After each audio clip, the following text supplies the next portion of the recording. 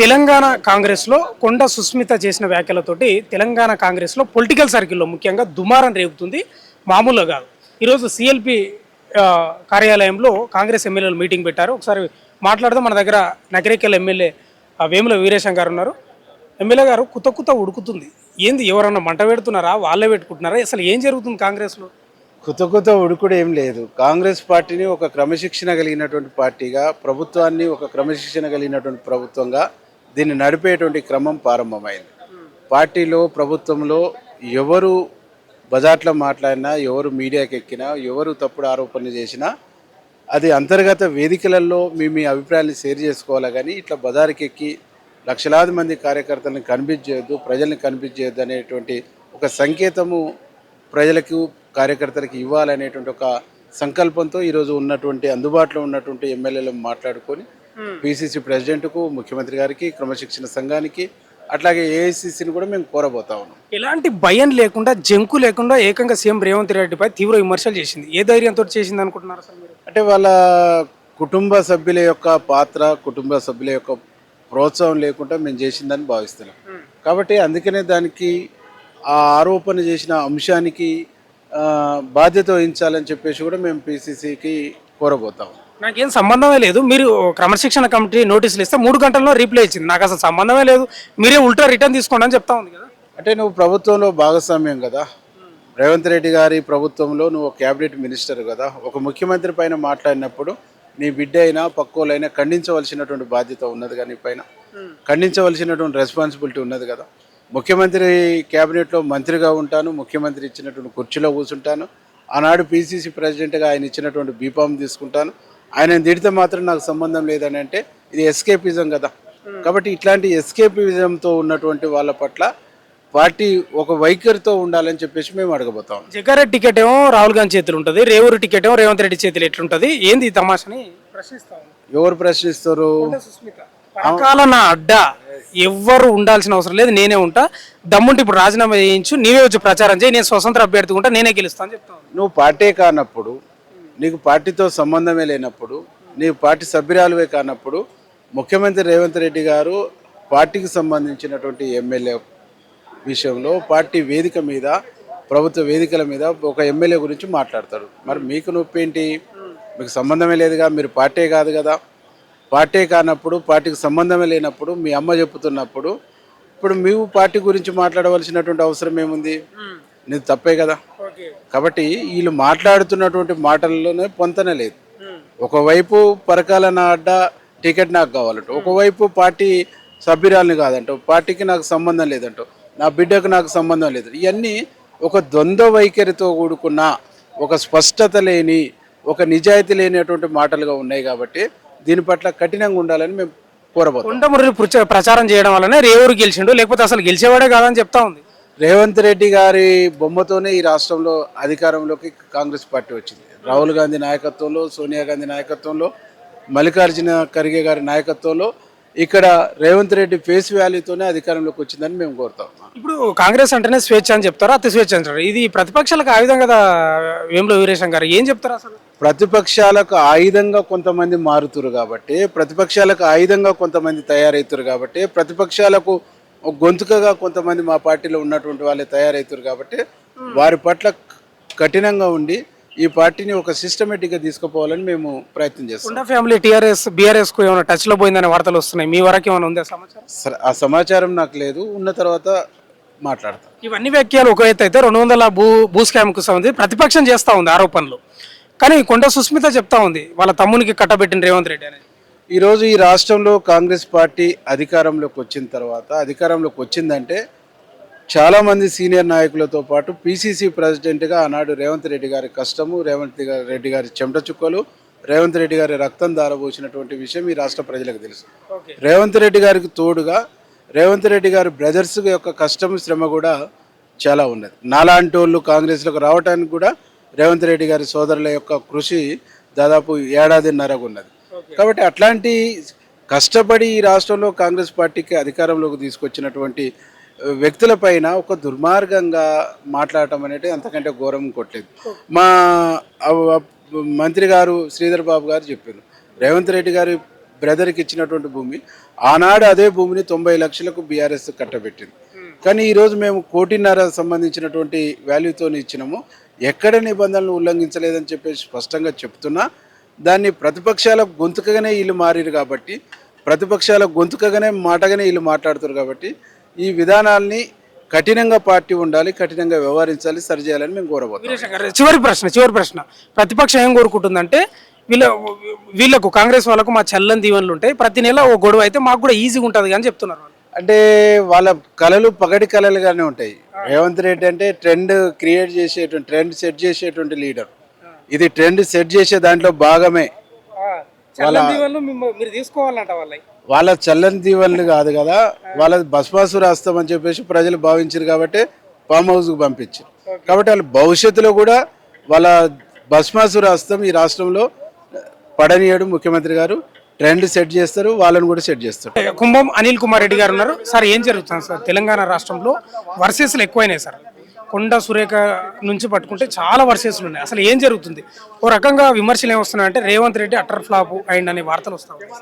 ఇక మీరు అట్లా మార్చి అంటే వస్తున్న విమర్శలు ఏడికెళ్ళి వస్తున్నాయి అంటే ఈ గొడవలకు ఎందుకు కంట్రోల్ చేయలేకపోతున్నారు? ఏంది తిరుగుబాటు? కాంగ్రెస్ పార్టీ అంటేనే ప్రజాస్వామ్యం. ప్రజాస్వామ్యం ఎక్కువ ఉంటుంది. ఎవరు ఏదైనా మాట్లాడవచ్చు, మాట్లాడుకుంటూ పోతూనే ఉంటారు. సరే, మాట్లాడుకుంటూ పోయే క్రమంలో ఇక పరిధి దాటి ఎక్కువ మాట్లాడినప్పుడు దాని మీద చర్యలు కూడా మొదలవుతాయి. ఆ చర్యలు ఓ సంవత్సరంకి వెళ్ళి ఓపిక బట్టి చూస్తున్నారు. ఎమ్మెల్యేలు మా పాత్ర ఉంది ప్రభుత్వంలో, ఈ పార్టీలో ఉన్నది కాబట్టి ఎమ్మెల్యేలు హైదరాబాద్లో ఉన్న వాళ్ళమందరం కూడా ఇక్కడికి వచ్చి మాట్లాడినాం. ఇట్లా చేసుకుంటూ పోతే ఇది కరెక్ట్ కాదు. ఓ ప్రజాస్వామ్యంలో ఉన్నాము. అంతకుముందు 10 ఏళ్ల పాటు ఒక దొరల పాలన చూపెట్టి ఈ రాష్ట్రాన్ని అప్పులలో ముంచిపోయినోడు ఆయనను మరి ఒక ఫామ్ హౌస్కి పరిమితం చేసి ఈరోజు పాలనకు తీసుకొచ్చింది ముఖ్యమంత్రి రేవంత్ రెడ్డి గారు. మరి ఆయన ఆధ్వర్యంలో సంక్షేమం, అభివృద్ధి అన్నీ కూడా గొప్పగా జరుగుతున్న ఈ తరుణంలో గడికొకరు ఉల్టా పల్టా మాటలు మాట్లాడితే కరెక్ట్ కాదు. అనిల్ కుమార్ రెడ్డి గారు, ఇప్పుడు ప్రధానంగా కాంగ్రెస్ పార్టీ నేతలే విమర్శలు గుప్పిస్తా ఉన్నారు. వాళ్ళ మధ్యలో కొట్లాటలు జరుగుతున్నాయి. ఇది ప్రతిపక్షాలకు ఆయుధం కాదా? మేము అదే మాట్లాడుతున్నాం. ఇప్పుడు ప్రెస్ మీట్ పెట్టిందే అందుకు. మన ఇంట్లో ఉన్న వాళ్ళే, ఇంటి పార్టీలో ఇంట్లో ఉన్నోళ్ళే ఒకరిద్దరు అడపా మాట్లాడితే ఇది కరెక్ట్ కాదు. మొన్న 4 రోజుల కింద పిఎస్సి మీటింగ్ భువనగిరిలో అయినప్పుడు ఆ రోజే మేము స్ట్రిక్ట్గా కండెమ్ చేసినాం. ప్రెస్ ఆయన ఇట్లా అడిగాడు, రాజగోపాల్ రెడ్డి గారు రాలేదని. నా అంతా నేను మాట అరే మరి వచ్చేది ఉండే, ఇది కరెక్ట్ కాదు, వస్తే బాగుంటుండే అన్న. అట్లే మరి ఇంకా మరి ఆయన గురించి మాట్లాడినప్పుడు ఆయన అడపా ప్రభుత్వాన్ని విమర్శిస్తుండు, అది ముఖ్యమంత్రి గారిని విమర్శిస్తుండు. ఇది కరెక్ట్ కాదు, మీరు పార్టీ లైన్లో ఉండాల్సిన అవసరం ఉందని కూడా నేను ఆలోచన చెప్పడం జరిగింది. నేను ఇప్పుడే ఒక న్యూస్ చేశాను సార్. టార్గెట్ రేవంత్ రెడ్డి, నాకు రాహుల్ గాంధీ, సోనియా గాంధీ అంటే అభిమానం అని కొండ సుస్మిత చెప్తా ఉంది ఇప్పుడే వార్త. కొండ సుస్మితది ఆమెను లెక్కలకు తీసుకోవద్దండి. కొండ సుస్మిత దుమారం రేగుతుంది ఆమె వ్యాఖ్యల వల్ల. ఉండొచ్చు అంటే ఆ కుటుంబం వాయిస్ అది. ఆ కుటుంబం వాళ్ళ ఆలోచన అనేది సరళి ఆ విధంగా ఉంది. కొండ సురేఖ కానీ, మురళి కానీ, వాళ్ళ కూతురు కానీ, అంటే మీరు సమాజం అంతా చూస్తుంది.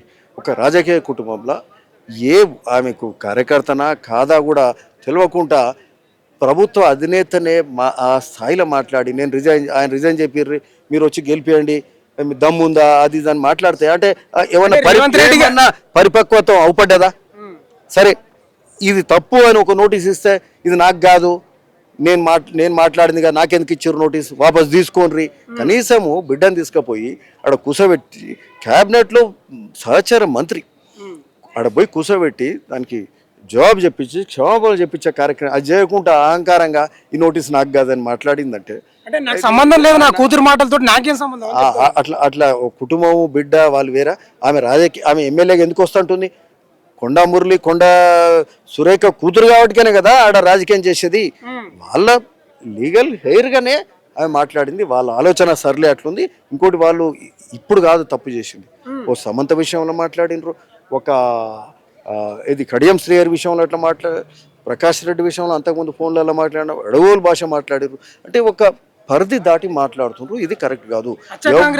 కాంగ్రెస్ అనేది కూడా నడుస్తాం సార్. అది ఎవరన్నారు? అది పచ్చ కాంగ్రెస్ అంటారు. రేవంత్ రెడ్డి వర్గం పచ్చ కాంగ్రెస్. అది పడనోడు కాంగ్రెస్ కు అన్యాయం జరుగుతుంది. పడనోడు అంటేనే ఉంటాడు, దుమ్మెత్తి వస్తూనే ఉంటాడు. ఇది ప్రజలు గ్రహిస్తారు, ప్రజలు చూస్తుండ్రు. మంచి పాలన జరుగుతుంది. రెండోసారి 2.5 ఏళ్లలో మళ్ళీ రాబోతున్నాం. ఈ వచ్చే క్రమంలో ఇట్లాంటి కలుపు మొక్కలు ఉండొద్దు. అందరు సెట్ అయి ఉండాలి. సపడే అంటే మంచిగా పార్టీలో ఉండండి, మీ భవిష్యత్తు బాగుంటది. తప్పకుండా మీరు అనుకునే మంత్రులు అవుతారు, అన్ని అవుతారు. మంచి పద్ధతిలో రండి, ఎవడొద్దు అంటుండ్రు. ప్రతిపక్షం చేసే విమర్శలు 200 భూ కేటాయింపుకు సంబంధించి కొండలరెడ్డికి కేటాయించారు, అది కంపెనీ లేదు ఏం లేదని ప్రతిపక్షం చేస్తుంది. కానీ కొండ సుస్మిత చేస్తా ఉంది ఆ వ్యాఖ్యలు. కొండా సుష్మితది మీరు బట్టి ఇట్ ఈస్ వెరీ ఇన్సిగ్నిఫికెంట్.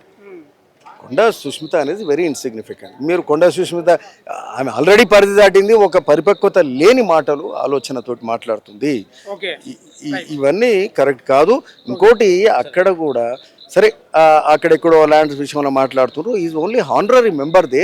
అక్కడెక్కడో ల్యాండ్స్ చీప్ ఉండేయండి, చాలా చీప్ ల్యాండ్స్. గాడ పట్టుకొని ఆయన హానరరీ మెంబర్గా ఆ కంపెనీలో బోర్డు మెంబర్ ఉంటే దాన్ని క్రిటిసైజ్ చేయడం ఇది రాంగ్. ఇది ఈ రాజగోపాల్ రెడ్డి కంట్లో నలుసులాగా తయారైన అనే వార్త వినిపిస్తుంది రేవంత్ రెడ్డికి.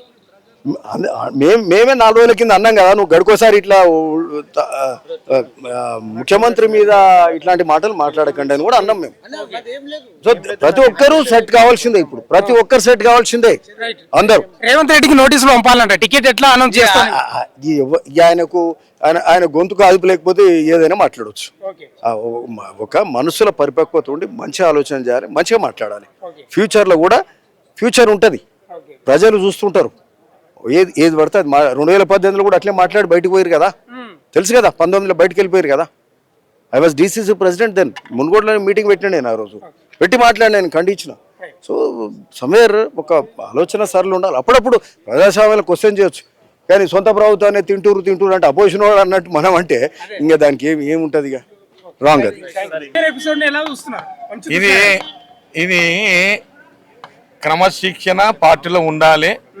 క్రమశిక్షణ లేకపోవడం వలన ఇదంతా జరుగుతుంది. ఎవరు ఏం మాట్లాడినా పార్టీని కానీ ప్రభుత్వాన్ని కానీ ఎవరు క్రిటిసైజ్ చేసినా తప్పకుండా వారి మీద చర్యలు ఉండాలనేదే మా అందరి అభిప్రాయం. అంటే ఇప్పుడు జగ్గారెడ్డికి టికెట్ ఇవ్వాలంటేనే ఒక రాహుల్ గాంధీ చేతిలో ఉంటుంది, రేవురికి ఇవ్వాలంటే రేవంత్ రెడ్డి చేతిలో ఎట్లుంటుంది అని ప్రశ్నిస్తూ ఉంది. సరే, అవన్నీ కూడా మా పీసీసీ అధ్యక్షుల వారు మన కౌంటర్ ఇచ్చారు. టికెట్లు అనేవి అక్కడ సిడబ్ల్యూసీ వాళ్ళంతా కూడా కూర్చొని మాట్లాడిచ్చేది ప్రక్రియ ఇది అనేది ఆల్రెడీ మా పీసీ అధ్యక్షులు దానికి ఎక్స్ప్లెనేషన్ ఇచ్చారు. మేము చెప్పాల్సిన పని లేదు. ఇవాళ ఎమ్మెల్యేలు అందరూ కలిసి మాట్లాడింది ఏంటంటే, ఇవాళ ఈ కాంగ్రెస్ పార్టీలో జరుగుతున్న పరిణామాలపైన, ముఖ్యంగా ప్రభుత్వం పైన, అట్లాగే పార్టీ పైన జరుగుతున్నటువంటి ఈ ఏదైతే ఈ అలజడి ఉందో, అందరూ సీనియర్ నాయకులు ఎవరితో మాట్లాడుతుండ్రో ఇది పార్టీకి కానీ ప్రభుత్వానికి కానీ మంచిది కాదు, ఇది మాట్లాడడం సరికాదు.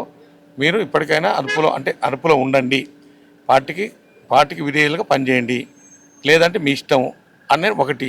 రెండవది, అధిష్టానానికి పీసీసీ లేదా ఏఐసీసీకి ఇటువంటి వ్యక్తులు ఎవరు పనిచేసినా కానీ వాళ్ళ మీద పార్టీ నియమావళికి అనుగుణంగా చర్యలు చేపట్టాలనేదే మా అందరి అభిప్రాయం. వంశీకృష్ణ గారు, మామూలు వ్యాఖ్యలు వేరు, తీవ్ర వ్యాఖ్యలు వేరు. అసలు వాస్తవంగా కొండ సుస్మిత 200 కోట్లకు సంబంధించిన ఆ కంపెనీకి రేవంత్ రెడ్డి కట్టబెట్టిండు అనేది చాలా తీవ్ర వ్యాఖ్యలు చేస్తుంది. నేను పోరాడతా అని చెప్తా ఉందామె.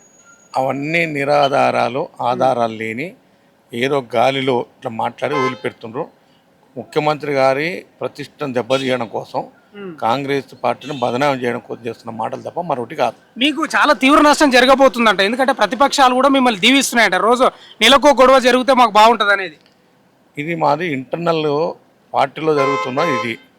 ఈ టీ కప్లో తుఫాను 15 రోజులు అంతా సమసిపోతుంది, ఏమీ ఉండదు. అంతేనా? 15 days everything will be cleared. Revanth Reddy గారు పర్యటన ముగించుకొని త్వరలో రాబోతున్నారు 23కి. ఏంది కారణం ఏంటంటే బీజేపీ ప్రభుత్వం, మోడీ ప్రభుత్వం అమెరికాకు వెళ్లకుండా ఆంక్షలు విధించి కావాలని అక్కడ పోకుండా అడ్డుకున్నది.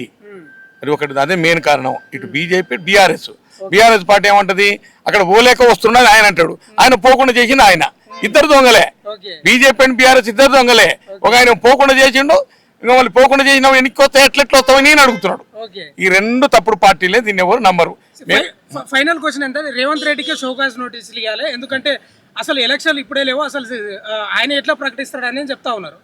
అదంతా మా ఇంటర్నల్ పార్టీదండి. ఇప్పుడు మా విత్ ఇన్ ది పార్టీ అది, దానికి గవర్నమెంట్కి సంబంధం లేదు, వేరే పార్టీలకు సంబంధం లేదు. మా పార్టీలు ఇస్తామని చెప్తాము, ఇవ్వకుండా కూడా ఉంటాము. ఆ రిపోర్ట్ని బట్టి ఉంటుంది అది. దాంతో నుంచి ఇంకొకటి ఏం లేదు. ఎంకరేజ్మెంట్ కోసం ఒకసారి చెప్తారు, నువ్వు గట్టిగా పని చేసి టికెట్ వస్తారని చెప్తాం. అప్ టు ది మార్క్ ఆ టైంలో ఉంటే ఇంటెలిజెన్స్ రిపోర్ట్లో నిజంగానే మంచిగానే ఉంటే ఇస్తారు. వాళ్ళు చెప్పినంత మాత్రం ఇంటెలిజెన్స్ రిపోర్ట్ బాగాలేకపోతే ఇయ్యరు. This is fact. Okay, thank you. Achampet MLA doctor చిక్కుడు వంశీకృష్ణ గారు చెప్తా ఉన్నారు, ఇది ఇంటర్నల్ గొడవలు సమసిపోతాయి, టీ కప్పుల తుఫాన్ లాంటివి, ఎక్కువ రోజులు ఏముండవు, ఇదంతా కొన్ని రోజుల సిట్ రైట్ అని చెప్తా ఉన్నాడు. మరి అది ఎంతవరకు సాధ్యమవుతుందో చెప్పలేము. ఎందుకంటే కాంగ్రెస్ అంటేనే ఇవన్నీ కామన్ వాళ్ళకు. మనం వాటర్ ఎంత ఈజీగా తాగుతామో అంత ఈజీగా సమస్య పోతాయంటే అది ప్రశ్నార్థకమే, ఆశ్చర్యార్థకమే. డిమాండ్ ఏంటంటే రేవంత్ రెడ్డికి సోకాజ్ నోటీసులు ఇవ్వాలనే డిమాండ్ వస్తూ ఉంది ఇప్పుడు. ఎందుకంటే అసలు ఈయనెవరు, పార్టీ నిర్ణయం ఉంటుంది కదా, అధిష్టాన నిర్ణయం ఉంటుంది టికెట్ ఎవరికి ఇవ్వాలనేది. మరి ఏం జరుగుతుందేమో కానీ కాంగ్రెస్లో మాత్రం ఒక మామూలు తుఫాన్ ఏం కాదు, పెద్ద తుఫాన్ ఇది. చూద్దాం ఏం జరుగుతుందో ఇంకా.